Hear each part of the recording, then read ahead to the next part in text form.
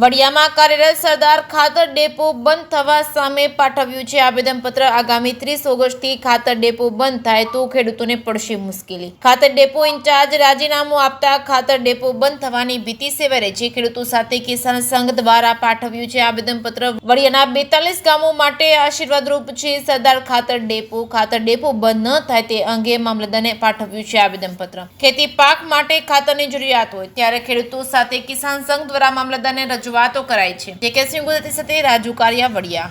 મારું નામ અશોક હિરાણી, અમરેલી જિલ્લા કોષાધ્યક્ષ। આજ મુદ્દો એવો હતો કે વડિયા તાલુકામાં જીએનએફસી સરદાર ખાતરનો ડેપો એ બંધ થવાની વાત આવે છે અને એમાં કહેવામાં એવું આવે, કારણ એવું દર્શાવે છે કે એમાં નફો નથી થતો। હવે સૌથી પહેલી વાત કે ગવર્મેન્ટને નફો ક્યાંથી કરવાનો?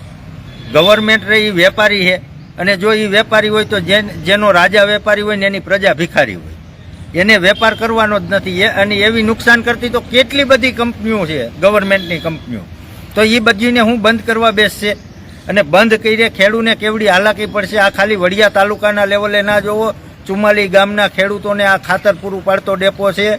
આ 44 ગામના ખેડૂતોની હાલાકી શું થાય એ તો જોવો તમે, કે જે અમારે ખાતર જોઈએ એ ન મળે તો શું કરવાનું? એને હિસાબે અમે આજે આવેદનપત્ર આપ્યું છે આગેવાનો તરફથી। ખાલી આગેવાનો જ આવ્યા હતા। આવતા દિવસોમાં જો એ ડેપો ના છૂટકે જો બંધ કરશે તો અમારે ગાંધી ચિંધ્યા માર્ગે તાલુકાના ટોટલ ખેડૂને આંદોલન કરવાનું થાય ને એની ટોટલ જવાબ। ભારતીય કિસાન સંઘ પ્રમુખ વડિયા કોકા તાલુકાનો વિનુભાઈ રાદડિયા।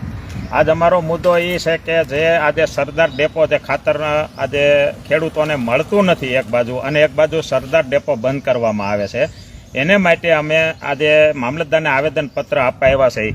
સરકારશ્રીને વિનંતી કરીએ છીએ, એક બાજુ તમે એમ કહો છો કે એ આજે 10 ટનનું ગોડાઉન છે, એની અંદર સમજી લો તો જૂજ માલ છે, તો એના માટે સરકાર એમ કહે કે ભાઈ અમને આમાં વળતર નથી મળતું એટલે બંધ કરવામાં આવે છે। તો તમને વળતર નથી મળતું એનું કારણ બે કે તમે એમાં માલ નાખો તો તમને વળતર મળે ને, તમારે માલ નાખવો નથી, કોઈ જાતનો નથી, ડીએપી યુરિયા NPK કોઈ વસ્તુ નથી મળતી, તો એના માટે સમજી લો નફો ક્યાંથી થવાનો છે અથવા તમારો ટાર્ગેટ ક્યાં પૂરો થવાનો છે?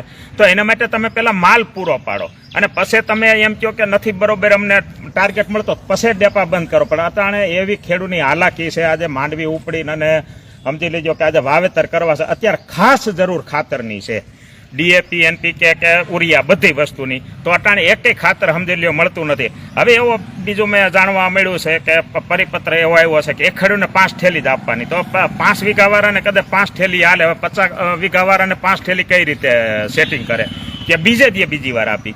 તો આવી રીતે આ તૂત કરવામાં, ખેડૂતની હેરાનગતિ કરવામાં, અને ખેડૂત જો આ રૂઠો ને તો કોઈનો નથી। આ માટે અમે જો આગળના સમયમાં ડેપો બંધ થાય છે, બંધ નથી કરવાનો થતો, એ માટે અમે આવેદનપત્ર આપવા આવ્યા છે। નકર અમે આગળના સમયમાં અમે આજે આંદોલન ખેડૂતો કરીશું।